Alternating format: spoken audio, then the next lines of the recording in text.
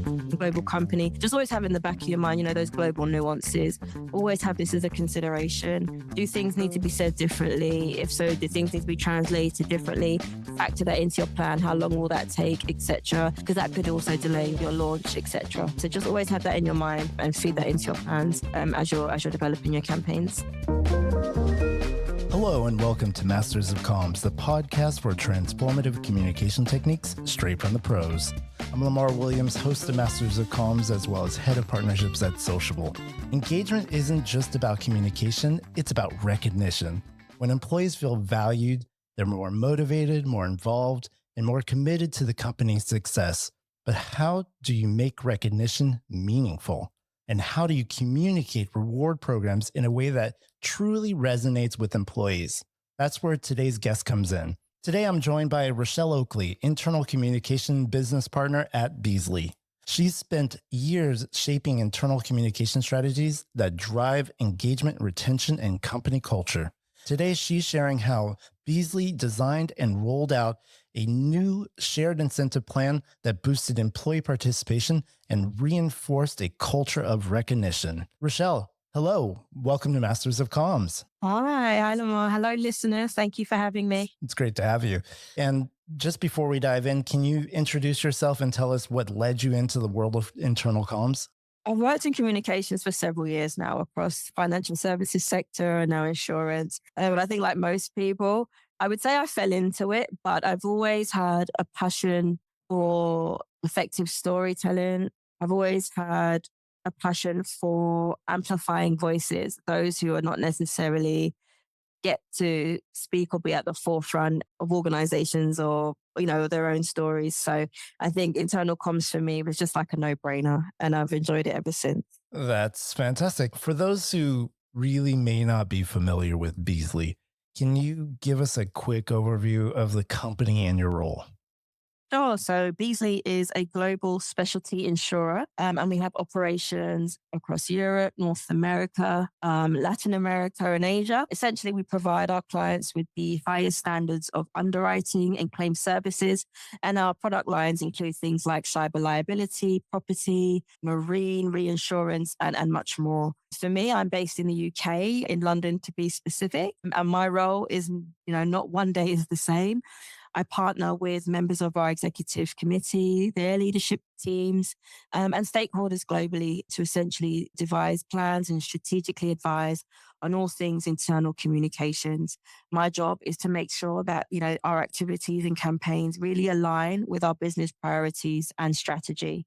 I wouldn't be where I am now if I wasn't in an amazing team who also, support on employee engagement initiatives and our events. And we help to bring to life our values, through effective storytelling.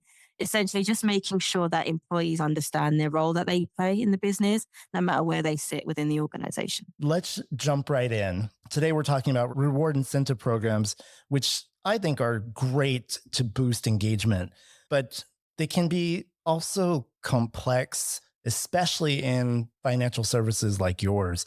Can you walk us through how you designed and implemented communications for Beazley's new shared incentive plan? Yeah, sure. So I think for this example, as it was a new plan. It's a plan that was already going to complement something that we already have. So we already have like what we call a savings plan already in place. And essentially the whole purpose of it is just to, support employees, give them the opportunity to essentially boost their share ownership within the company.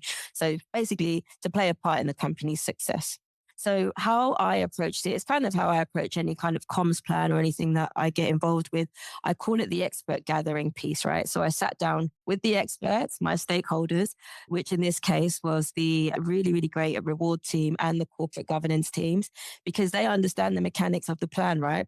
I'm not going to lie, like they understand the technicalities, they understand the numbers, they understand the weeds of it. So I had to sit down with them, understand what does the plan look like?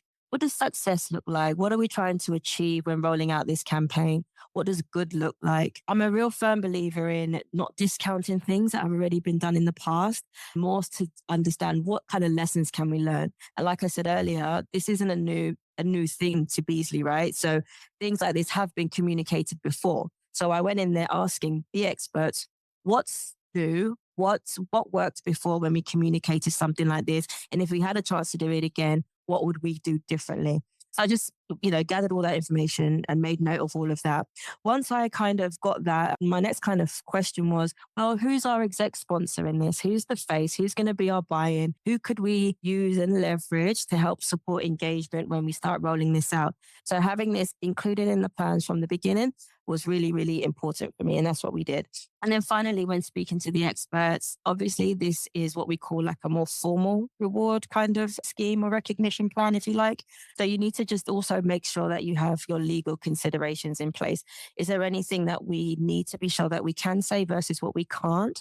So in this case, we're not financial advisors, right? So the call to action throughout the plan needed to be that actually one of the call to actions for employees was actually you may need to go and get yourself some financial advice. So that is very, very key. And, we work for big organizations, so you always need to have your legal considerations in place. So the second thing I did was, all the comms professionals listening, they know this, is knowing your audience, right? So looking at your staff. So for example, in this particular case, the scheme was being rolled out to all staff. Some are already on plans. To some, it may be, this is a new concept, right? The jargon, they're not well versed in what a plan looks like or a share scheme is.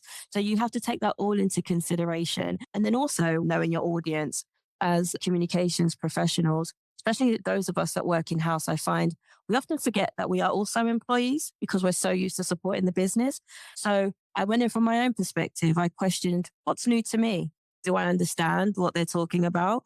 Is there anything that I really want to know? This is what I need to know. And then what kind of information would I need to have to be able to consider opting into such a plan or not? So that's kind of how I approach that. And then I think the last piece is, and I can broaden this out a bit. Some people may find this useful, essential partnerships, because this is not essentially run by us. We invest, we have partnerships, we have providers that support us in running these plans. As part of that arrangement, we thought about what collateral would they be giving us? What sort of things would they be providing us that we can also use to communicate to our employees? I baked this into the plan too, because this is essential. Because so what language would they use? How do their brochures and things look? Can you give me some examples of what has been done before? Bake that into the plan.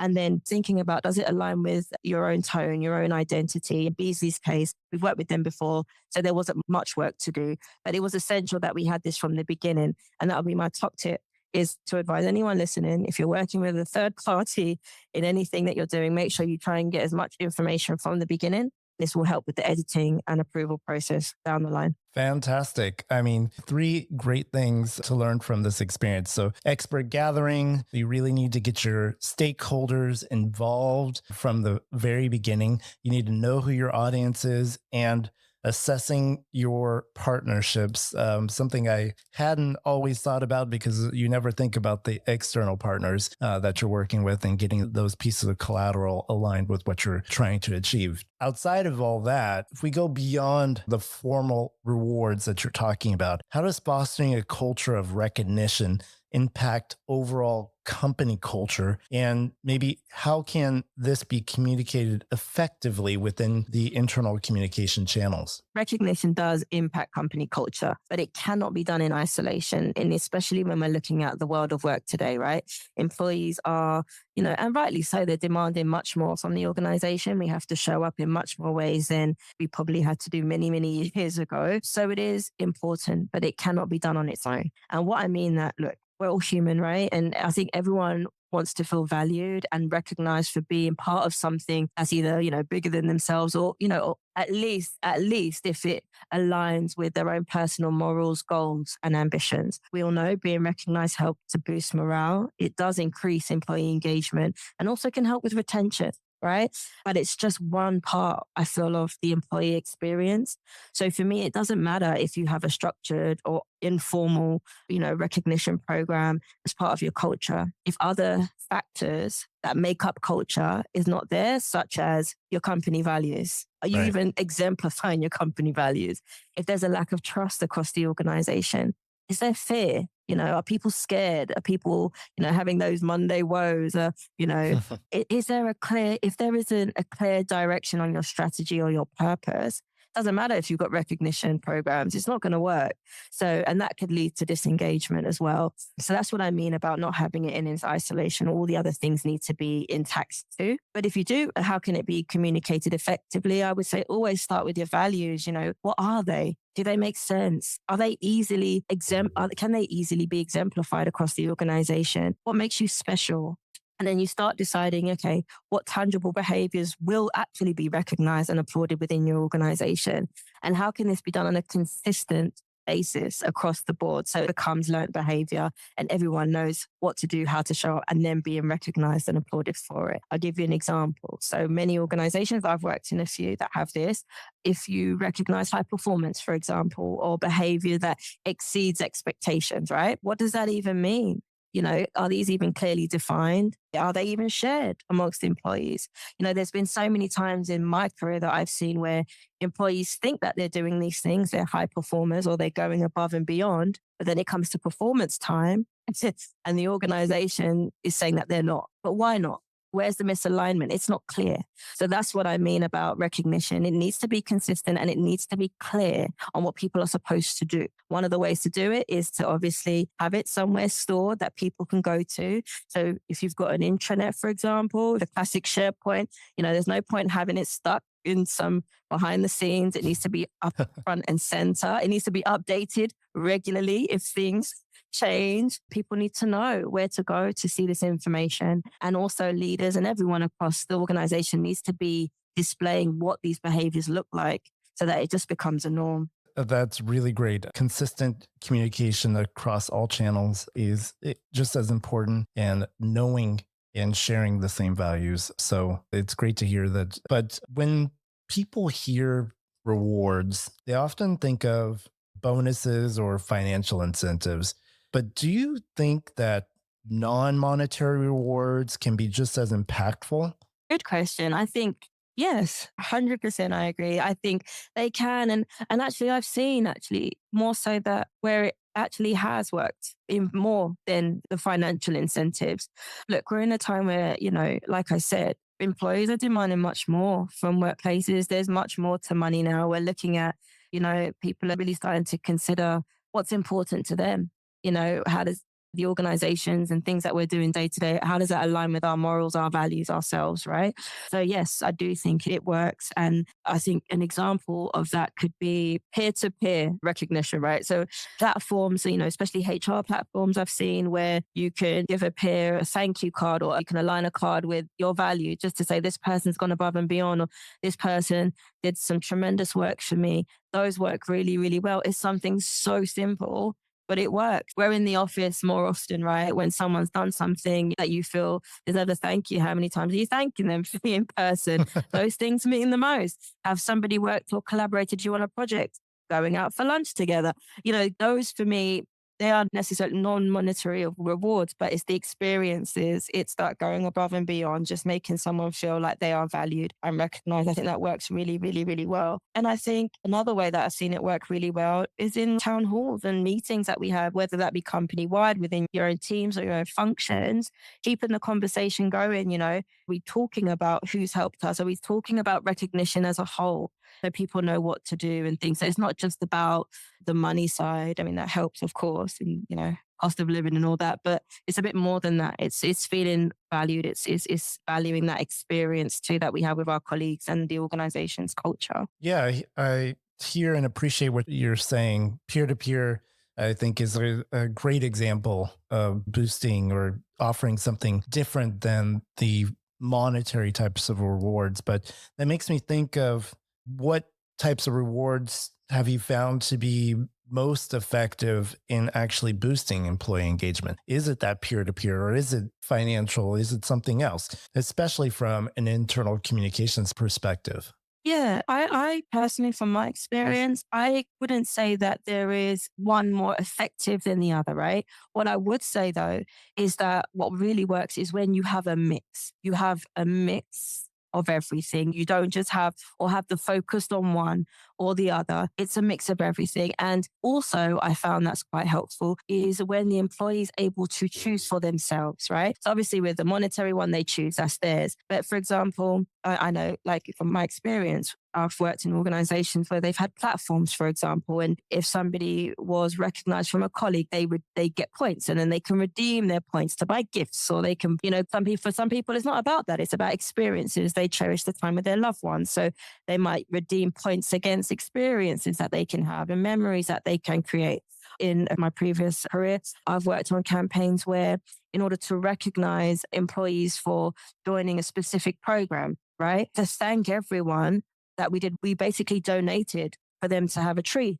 A tree developed in a country of their choice, or they get to choose a country out of the options that were available. So leaning on that sustainability piece. So, and that was close to their heart. So for me, it's more about having, nothing is affected than the other. I think it's just having a choice that people can go to, and that, essentially people can use. For some organizations as well, might be helpful. Don't just assume that you think that what people like and what could be effective. Ask your employees. Ask them what they like. Ask them what's close to them. Now, you might not, you can't help everyone and serve everyone. It is what it is, but at least you've asked. And then that will probably help you to have a bit more of a diversification of what you offer in terms of your rewards. Yeah, yeah. You can't solve every problem, and you can't offer every reward, but Exactly. you can make things that are more personal to them. So that's such a great breakdown of the different types of rewards and different types of motivation. It really shows how internal comms plays really a huge role in keeping recognition programs engaging. And now recognition is what I would say a big part of engagement, but when you're working in, I would say, a multinational company like Beazley, does recognition look different depending on the region, or should recognition strategies differ based on cultural context, or is there a universal approach that works everywhere?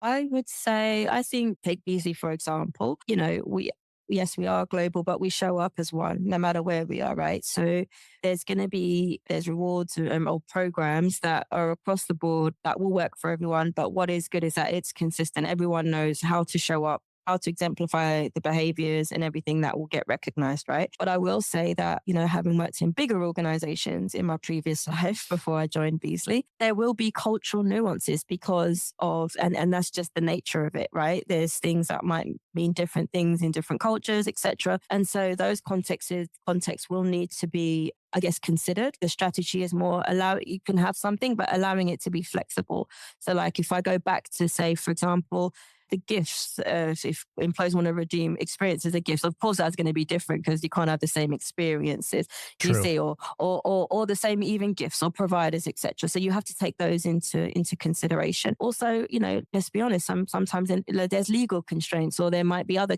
factors that you can't offer this or you can offer this. So I think just if you do have like a bigger organization, global organization, you would be silly not to have that cultural context in the back of your mind, asking those questions, but then tapping into the experts that are on the ground there, right? Saying, okay, well, what do you think this works? Don't just assume. Yeah, that's what I would say. Completely agree. And I'm hearing you talk about the experts in executive management. I'm wondering, how does leadership buy in? Is this crucial to any engagement effort? How important is leadership involvement in recognition efforts? And how can leaders effectively model recognition behaviors? I think recognition, culture, and efforts, it's everyone's responsibility. Like it is, because sometimes how can you ask someone to recognize you if you're not even going to do it to someone else? That to me sounds a bit crazy. But essentially, it does start from the top of what that looks like and how do I need to show up and behave. So I think how leaders can model this behavior. For me, especially in my job where I get to ask these difficult questions and I get people thinking, I always ask, how do you show interactions amongst your own peer group, between each other? Do you even do that? And if so, what does that look like? Do you just say thank you when you see each other? Or is there something that can be done to show the organization that is what is happening at the top, so then it can be cascaded down and translated down? A good example is if we have town halls or team meetings and you've done a good piece of work on something or collaborated with another team. Are you showcasing that outwardly to everyone and saying thank you and recognizing a peer as a leader for their hard work, for their team's hard work, as opposed to getting together on a call with just your team. Have you invited the other teams in just to have a chat or to show you that this is just more than, lip service, if you like? So yeah, I think ultimately the answer is just demonstrating exactly what they want employees to do for themselves. And that's it. I don't think it needs to be too difficult. I think that that's what it is. Demonstrate what you are asking people to do for themselves. Great pieces of advice. But now let's jump into talking about the results. What were the outcomes of your incentive program, and how did you measure the success of your initiatives, and what metrics did you use to gauge their impact on employee engagement? Yes. So going back, so everyone's favorite topic of results and measurement. I would say starting off when you're having inventing a new plan, if you like, or bringing in a new plan, because we just had to go off what the market rate was, and when we looked at what success looked like, we look at, well, what's employee engagement, how many people are signing up, etc., and to say we actually exceeded what we had thought. So from a UK perspective, we had about 45.7% of employees actually sign up to the new plan, which is fantastic. And then we saw for our international employees, about 20% had taken up on the new plan too. So that was really, really good news. And in fact, so much so that we even got recognized for a Pro Share Award in 2024, which is great. And I'm really looking forward to seeing when we roll this out again and seeing how we can compare and increase those numbers, doing some more enhancing some more stuff that we've already done. So that's great. And I would say what has been really interesting because of that level of take up we saw. Remember, I said there was also we also have other plans, right? So we actually saw an increase, a 40% increase in the other plan that was actually we rolled out for another year. So that was quite nice. It was nice that people were able to compare and contrast the different plans and make an informed decision for themselves again. So I think that's really good. And what it showed you is that employees genuinely wanted to have some part to play in our success and wanted to feel part of Beazley. And I think that's really, really nice. And one thing I would say to my fellow internal communications professionals on the line is, yeah, the numbers are great and everything. Engagement for me was also about listening to the questions that were asked during the process. What was the feedback that we were getting? And not just writing it down and keep a note of it till next year. No, we used those questions and developed FAQs. And so we kept signposting to them. So they kept developing. And then what we did, any of those questions, any sessions that we had, we made sure that that was the agenda items and they were covered for next time, which was really, really helpful. So people generally throughout the whole campaign felt heard and we were answering their questions straight off, rather than waiting and all that stuff. So I would say a tip is make sure you gather those questions and feed them back into your content where you can, because that's really, really helpful. And trust me, saves you a lot of time down the line. Really, congratulations on all the hard work that you've done and the award that you got. I think you should be accoladed for that. Thank you. But now that we're coming close to the end, I find that there are maybe three key lessons that you potentially learned from this experience. Could you share with us the internal comms leaders who are out there and they're trying to implement a similar type of engagement strategy could do? Three key lessons that I think I learned from rolling out this specific share plan campaign is, learning from the experts and really trusting their expertise. I'm sure, as a comms professional, like I said earlier, we don't necessarily know all the technicalities, but we do know our stuff in terms of advising strategically about how this message will land and how employees will feel about it. So yeah, I think what really helps is just learning from the experts, but trusting each other to do what you're here to do. Okay. So that really, really, really worked out well. And planning ahead, I think, having regular calls, planning ahead, making sure everyone can feed in where they can onto the plan, but essentially just trusting in each other's expertise. I think the second key learning is trust, don't be scared. Use multimedia where you can. Keep your message clear, concise, get rid of all that jargon if you don't need it. Like we had a tagline which complemented our previous plan. So where it makes sense, add on to things you may already have.